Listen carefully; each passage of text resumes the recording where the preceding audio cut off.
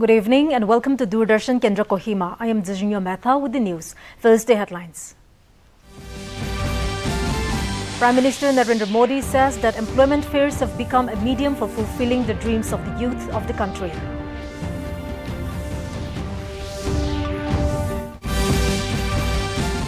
President Draupadi Murmu emphasizes that active participation of women is necessary to achieve the vision of Viksit Bharat by 2047.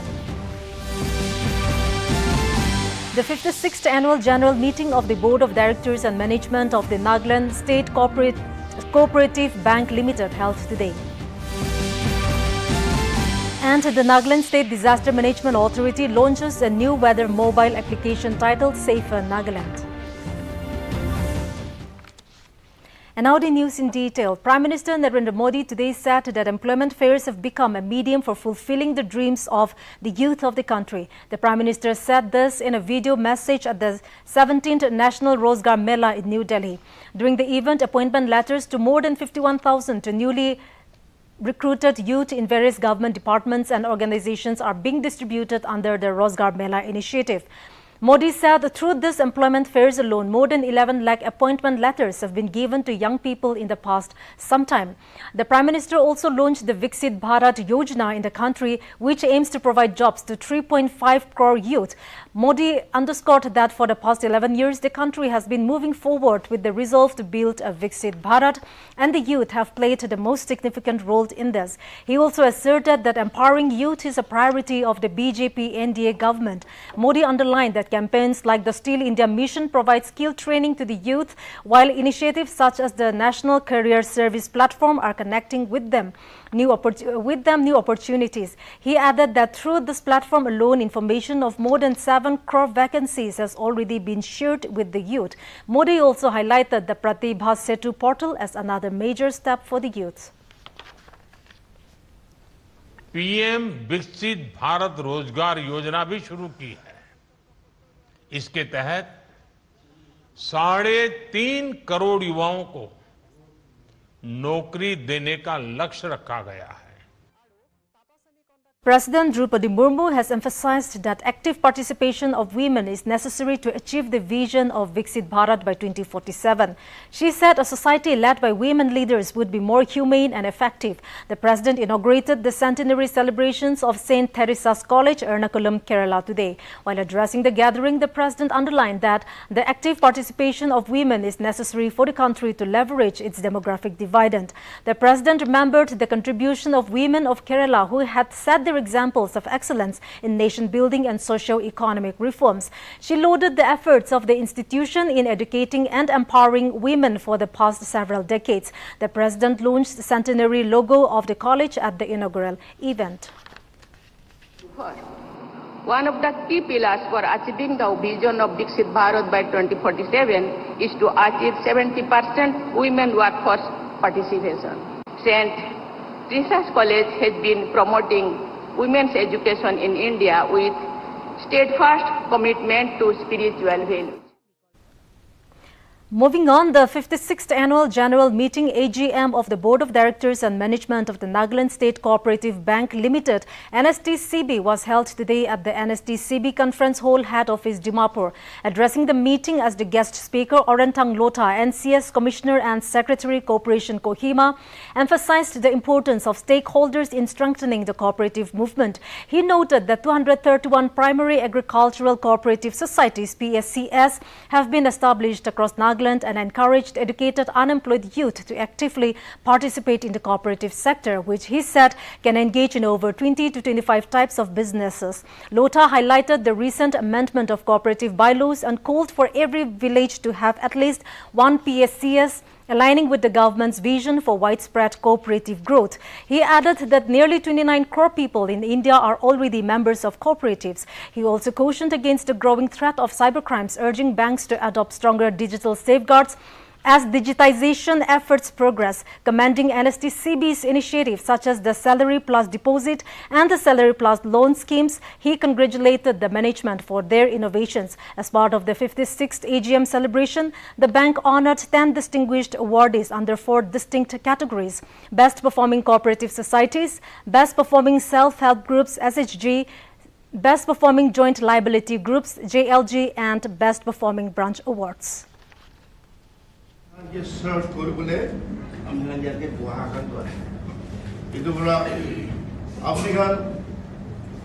Most important though, Abdingan Kiman Zone Yati Aisha.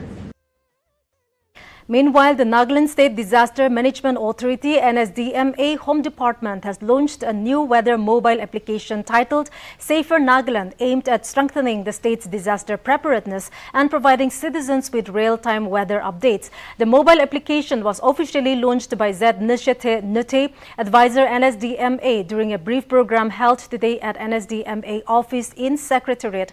In his address, Nitya said the launch of Safer Nagaland symbolizes Nagaland's growing capacity and commitment to using technology for the safety and well-being of its people. He emphasized that timely information and public awareness remain the strongest tools for reducing disaster risks and safeguarding communities.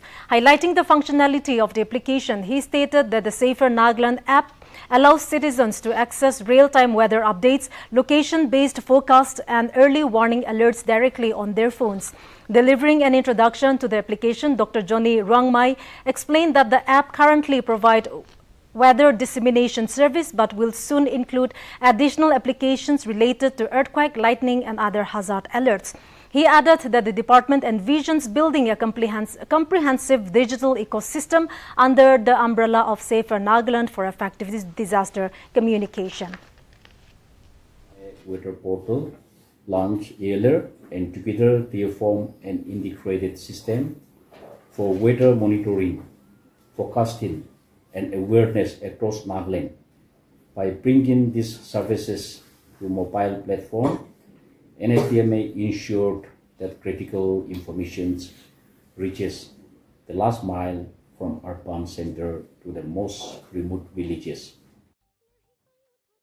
In Bihar, star campaigners from both the NDA and the Grand Alliance are addressing multiple rallies today in support of their candidates for the first phase of the state Assembly elections. Senior BJP leader and Prime Minister Narendra Modi today kicked off the National Democratic Alliance NDA campaign for the upcoming Bihar Assembly elections with an election rally in Samastipur, invoking the legacy of socialist icon Jan Nayak Karpuri Thakur and pledging to accelerate development and social justice across the state.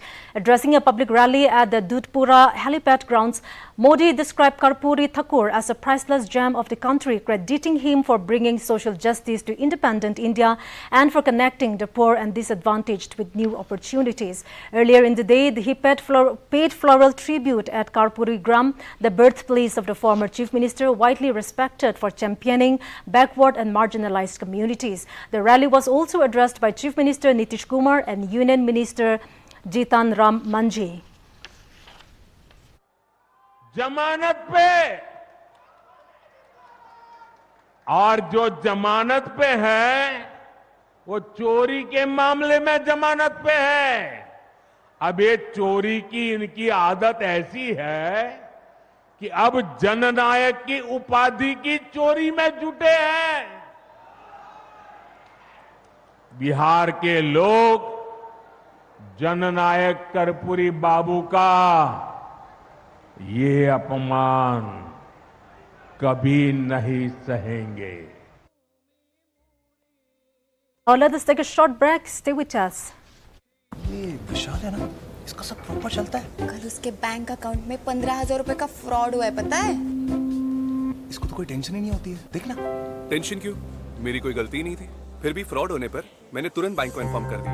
RBI कहता है अगर आपके account से किसी ने धोखे से पैसे निकाले हैं तो बैंक को जल्द से जल्द इन्फॉर्म कीजिए। 3 दिन के अंदर इन्फॉर्म किया तो कोई नुकसान नहीं होगा। जितना लेट करोगे उतना ज्यादा नुकसान। और सुन, सब चलता नहीं है, प्रॉपर चलाना पड़ता है। आरबीआई कहता है जानकार बनिए, सतर्क रहिए।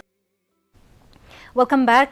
And moving on with the news, External Affairs Minister Dr. S. Jaishankar today said commitment to multilateralism must remain strong and the United Nations must be supported. Speaking at the release of a commemorative postage stamp in New Delhi on 80 years of the United Nations, the minister reiterated India's commitment to the ideals of peace and security as well as development and progress.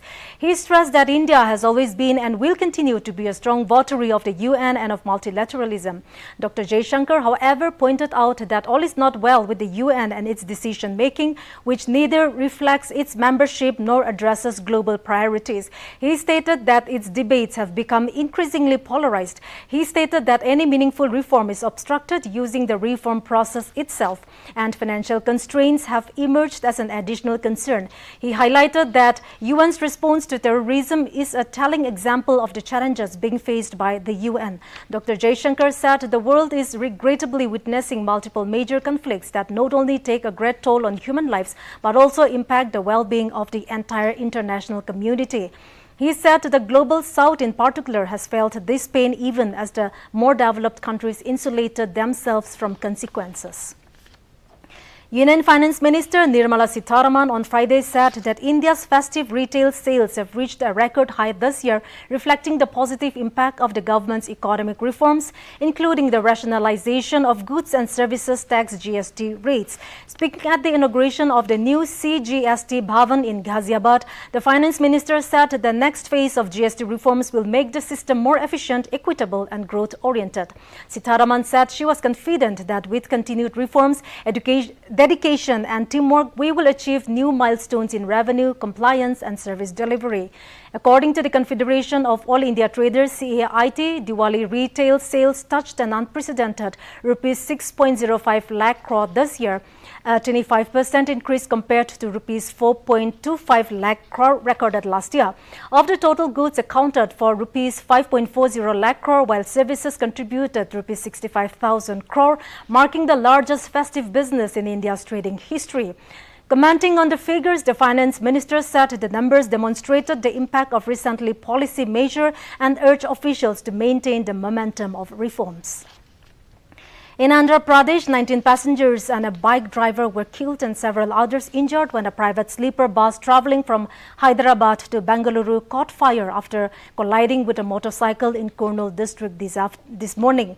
The accident occurred near China Tekuru village in Kalur Mandal. Officials said the motorcycle was dragged under the bus, triggering a blaze that caused the fuel tank to explode. The fire spread rapidly, trapping passengers inside as the door jammed due to a short circuit. Only a few escaped through the emergency exit with injuries. District Collector Dr. A. Siri said 41 people, including 2 drivers, were on board. 11 injured passengers were hospitalized and 11 bodies have been identified so far. Efforts to identify the remaining victims are underway. President Draupadi Murmu, Vice President C.P. Radhakrishnan and Prime Minister Narendra Modi have expressed grief over the loss of lives in the accident. The Prime Minister also announced an ex gratia of 2 lakh rupees each to the next of kin of the deceased and 50,000 rupees to the injured from the Prime Minister's National Relief Fund. Andhra Pradesh Chief Minister N. Chandrababu Naidu expressed deep anguish over the tragedy and had directed officials to provide the best possible care for the injured. The Kurnool District Administration has set up multiple control rooms to assist families and coordinate relief efforts. India completed a dominant Kabaddi double at the 2025 Asian Youth Games in Bahrain, with both under-18 teams winning gold while remaining unbeaten. The girls' team crushed Iran 75-21 in the final, the largest victory margin in a Youth Games Kabaddi final since 2013. Raider Neha Patel scored 28 points, while defender Riya Singh led a strong defense as India finished the tournament with 312 points scored and just 89 conceded across 5 matches. The boys' team edged Iran 35-32 in a tense final, holding their nerve in the closing minutes to secure the title. The clean sweep at ISA Sports City in Rifa reaffirmed India's status as Asia's youth Kabaddi powerhouse and boosted the nation's medal tally at the Games. And now let's take a look at the weather reports of the district headquarters of Nagaland. Kohima today recorded a maximum temperature of 25 degrees Celsius and a minimum temperature of 14 degrees Celsius, while Dimapur had a maximum temperature of 29 degrees Celsius and a minimum temperature of 19 degrees Celsius. Wokha experienced a maximum temperature of 27 degrees Celsius and a minimum temperature of 17 degrees Celsius. Mokokchung had a maximum temperature of 27 degrees Celsius and a minimum temperature of 15 degrees Celsius. Mon had a maximum temperature of 29 degrees Celsius and a minimum temperature of 17 degrees Celsius. Towards the east, Twinsang had a maximum temperature of 22 degrees Celsius and a minimum temperature of 12 degrees Celsius. Zinaboto had a maximum temperature of 25 degrees Celsius and a minimum temperature of 13 degrees Celsius. Phek had a maximum temperature of 23 degrees Celsius and a minimum temperature of 12 degrees Celsius. That's all for the weather report. And with this, we have come to the end of this evening's bulletin. Thank you for watching. Good night.